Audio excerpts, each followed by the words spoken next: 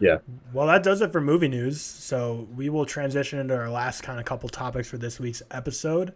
Blonde. For obvious reasons, Great film. it's a difficult movie to review for obvious reasons. Based on a fictional novel of Marilyn Monroe's life, Norma Jean Baker. So what you won't learn anything from this movie. What you'll see in this movie is stuff that you can't really acclaim to fact. I mean, I wouldn't be even surprised if 0% of this film had any fact. Like there's just no fact in this film whatsoever. So it's a movie basically about how much Marilyn Monroe was exploited, and in doing so, they exploit her by making a movie that's not even really about her life. So it's just a tough film to review because it just doesn't feel like it ever should have been made. But I'll hand off the baton here to Cam, starting off for our reviews of Blonde. There's nothing really to spoil in Blonde. So I mean, it's not like we need a spoiler-free, non-spoiler. Like it's just like it's a movie that happened. So Cam, what's your review? Yeah, I gave this movie a 32 out of 100, 1.5 stars, and all 32 of those points are for Ana de Armas. I think her performance is better, if not as good, but better than Austin Butler's Elvis.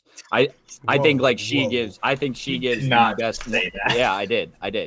I think like other than maybe at some points her accent comes through, but even that like didn't bother me in any way. Like I think she gives the best performance of the year. And all 32 of those points are for her just being great in this movie. That being said, like you said, this is a hard movie to review. I'm not upset Andrew Dominic made this movie in any like it's just but why did he make this movie? Why? And again, a man can make this movie. I'm not saying that, but like, it's why did he make this movie? I feel like to tackle something this hard and this just displeasing and upsetting, it has to almost be a passion project of yours. And you have to put everything into it. Like, everything about Marilyn Monroe's life. You know everything there is to know about her. You want to honor her in some sort of way. And this just felt like it was a fuck you to her, which is like a really upsetting to watch, especially like when you read some of the quotes he said about Marilyn Monroe, like in the past, like calling her a whore, things like that. Like Why is he directing this? Not even, just why is he directing this? Like he clearly, and it's just done so distastefully. And so for the rest of my review, like I can pass it off, but for the rest of my review, I'll try to like talk about this movie without like just talk about this movie as a movie. And there are a lot of things like just purely in the movie that I don't like, and I don't like agree with his choices on the directing standpoint, and some people's acting's a little weird, just things like that. But that's the biggest thing is like this dude should not have been directing this movie, and I don't know. That's my opinion on it. George? Anyone else can go. Yeah, I mean, the movie was made with such poor taste. It feels like they tried their best to make a movie to shine a light on the exploitative nature of Hollywood, and they just slapped Marilyn Monroe name on it to make people watch it, and it was just done in such a I agree. tasteless, disrespectful way. I think Ana de Armas was good. I don't think she was great. Her accent bled through just a few too many times for me. Okay. And I don't know. It's a tough movie not only to watch, but it's a tough movie to talk about. Especially the side of TikTok that we're on. One wrong statement can really hurt all of us. Yep. So I'm going to leave it at there. I will say, from a technical standpoint, I think the movie was rather good, but I still gave it a 2 out of 5. I think there were some beautiful shots. I think there were some interesting editing choices that kind of added to like this paranoid nature of Marilyn Monroe's false life. But I don't know. It's just a movie that I left with such a bad taste in my mouth, and like Cam said, it had me questioning why. One, why was this even made? Two, why was this director attached to it? And three, why are we even bothering telling a story that isn't true about one of the biggest icons ever? Yeah. Seth? Yeah.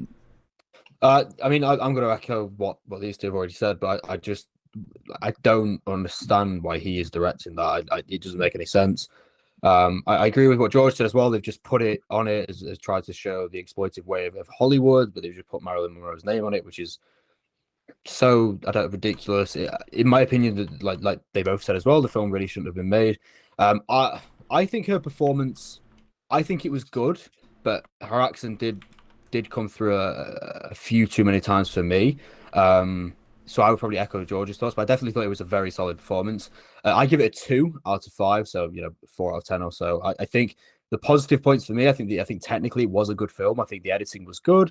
I think that it was shot really well. I think some of the performances were good. I just think it shouldn't have been made. I think it was distasteful. I think it was exploitive, all in all. Like, just to echo what they've said, but I don't know why it was made. I don't know why he's directing that, and I also, don't think it should have been made at all. That's pretty much it. And this is without a doubt the most polarizing film. Have you seen the graph? Oh, it's absurd. It's like nuts. level. I've never seen anything like it. Like all of everyone I follow on Letterboxd, I've seen 5 out of 5s. I've seen half a star. So it's. I'm starting to think maybe there's a point for me where it's like, if a film is technically good, but I really just hate the way they've done it, I don't think it should have been made, and I think it's really distasteful. Just because I like the way it was shot, maybe I think that I actually gave it too high of a score, 2 out of 5 anyway. Just because I like the way it was shot, I don't think it should have been made. I think it was distasteful. I think it was a pretty horrible film all in all. So I'm actually thinking that a 2-star was probably generous. The only reason I have it as highly rated as a 2 out of 5 is because of its technical aspect. I think it's a very well-made film. Like, it looks good, but what you're watching kind of turns you off. Yeah, and also it's so long, too long. It really drags at some points. Like, my review of Blonde is a little higher than all of yours, but that kind of goes into what Seth's been saying, because I totally agree. Like, it's just hard to review a film that I don't think it should have been made. I think it is exploitative. I think Andrew Dominic is probably a piece of shit. But I don't know how much, like, no doubt a piece of shit. No doubt. Piece of shit. Okay. But I just don't know how to give a favorite, like, I don't know. See, that's just what's so perplexing. That's why it's so polarizing, because how much do you knock off for that? Nice kitty cam. But for me, I really enjoyed the style of this film. The editing, the direction is very art house. Like, they switch between like 3 aspect ratios and 4 different color palettes. And I thought all the acting performances were great. Not only just Ana de Armas. It'll be interesting to see if this movie gets any Oscar buzz for any performances or direction or editing. Based on the backlash, I don't know. But what's interesting is this movie is so controversial because it is so exploitative for portraying a false narrative of Marilyn Monroe. Yet, when this was released at the film festival, there's a 14-minute standing ovation that just like perfectly speaks to Hollywood. Like, they're being so exploitative, and then when they see something so exploitative of someone's life, they're like, bravo, we're going to give our longest standing ovation to this film. And that just speaks to how elite they are in a bad way. Yeah. When I first saw, I think we all did, when we first saw the 14-minute ovation, we're like, okay. I stood up for 35 minutes just to be longer. It's just like, it's ridiculous anyway. But then the fact that they give 40-minute standing ovation to that, people in Hollywood, it's just ironic. It's just ridiculous. And I have a lot of points, like, beside just the director, like, that I disliked about. I think Bobby Cannavale stunk in this thing. I think it was a stinker in this movie. Sorry, who is he? He's the athlete. He's the athlete. Oh, the Joe DiMaggio. Bobby Cannavale. Yeah, you don't know Bobby Cannavale? I do, but I can't put the name in the face. But yeah, he played Joe DiMaggio. That's fine.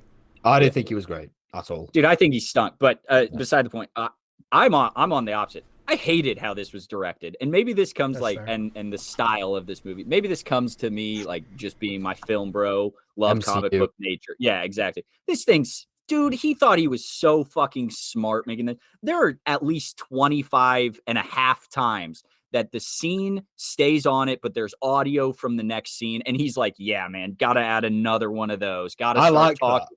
Dude, oh my God, it happens 15, 20, 30 times. I was so pissed off by the end of it. I'm like, just stop. But that's the difference between us, I guess. And I just like, oh my God, it frustrated me after the 14th time. Also, here's something. And this, again, you could take my review with a grain of salt. I noticed that, But then halfway through the movie, I'm like, wait, this thing's in fucking black and white. Like that's something I noticed. But then like halfway through, I'm like, wait a minute, how long has this been in black and white? I just didn't notice that apparently. But I don't know. I didn't like the directing. It's just preference, though, isn't it?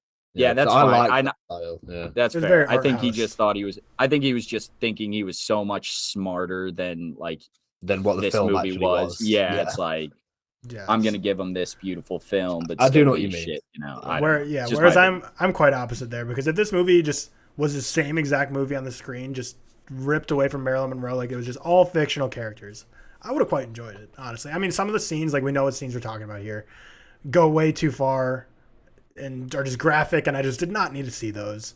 But in terms of just an overall movie, if this was just a completely fictionalized account, which it is, but not with any names we know, not with JFK, not with Joe DiMaggio, not with Marilyn Monroe, I would have quite enjoyed it. I would have given it like, I don't know, 4 out of stars maybe, 4 to 5 stars.